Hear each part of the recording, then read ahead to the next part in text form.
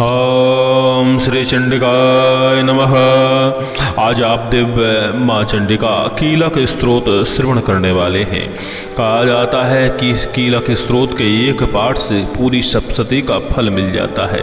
जीवन के समस्त प्रकार के संकट विघ्न विपत्ति दूर हो जाते हैं। धन और यश सौभाग्य की प्राप्ति होती है। रोग दोष समाप्त होते हैं।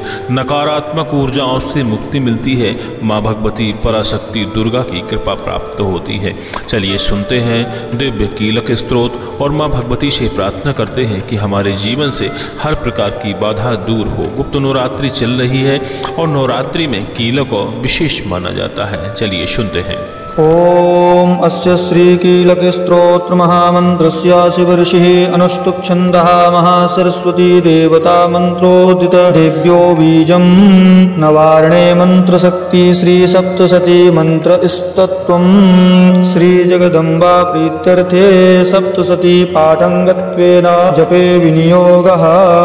ओम नमश्चंडिकायै। मार्कण्डे उवाच ओम विशुद्ध ज्ञान देहाय त्रिवेदी दिव्यचक्षुषे श्रेयः प्राप्ति निमित्ताय नमः सोमार्धधारिणे सर्वमेतद्विजानीयान् मन्त्राणामभिकीलकम् सोऽपि क्षेममाप्नोति सततं जाप्य तत्परः। सिद्ध्यन्तुच्चाटनादीनि वस्तूनि सकलान्यपि एतेन स्तुवतां देवीं स्तोत्रमात्रेण सिद्ध्यति। न मन्त्रो नौषधं तत्र न किञ्चिदपि विद्यते विना जाप्येन सिद्धेत सर्वमुच्चाटनादिकं समग्राण्यपि सिद्ध्यन्ति लोकसङ्कामिमां हरः। कृत्वा निमन्त्रयामास सर्वमेवमिदं शुभम्। स्तोत्रं वै चण्डिकायास्तु तच्च गुप्तं चकारसः। समाप्तिर्न च पुण्यस्य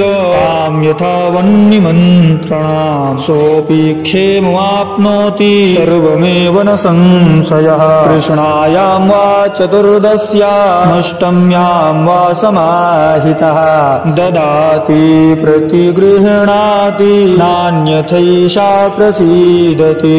इत्थं रूपेण कीलेन महादेवेन कीलितं यो निष्कीलां विधायैनां नित्यं जपति संस्फुटं। सा सिद्धा सा गणः सोऽपि गन्धर्वो जायते नरः नाचैवाप्य ततस्य भयं क्वापीह जायते। नापमृत्युवशं याति मृतो मोक्षमवाप्नुयात्। ज्ञात्वा प्रारभ्य कुर्वीत न कुर्वाणो विनश्यति। ततो ज्ञात्वैव सम्पन्नमिदं प्रारभ्यते बुधैः। सौभाग्यादि चायत्किञ्चित् दृश्यते ललनाजने तत्सर्वं तत्प्रसादेन तेन जाप्यमिदं शुभम्। शनैस्तु जाप्यमानेऽस्मिन् स्तोत्रे सम्पत्तिरुच्चकैः भवेत्येव समग्रापि ततः प्रारभ्यमेव तत्। ऐश्वर्यं तत्प्रसादेन सौभाग्यारोग्यसम्पदः। शत्रुहानि परो मोक्षः स्तूयते सा न किं जनैः। इति श्री भगवत्याः कीलकस्तोत्रं सम्पूर्णम्। ओम क्रीं कालिकायै नमः।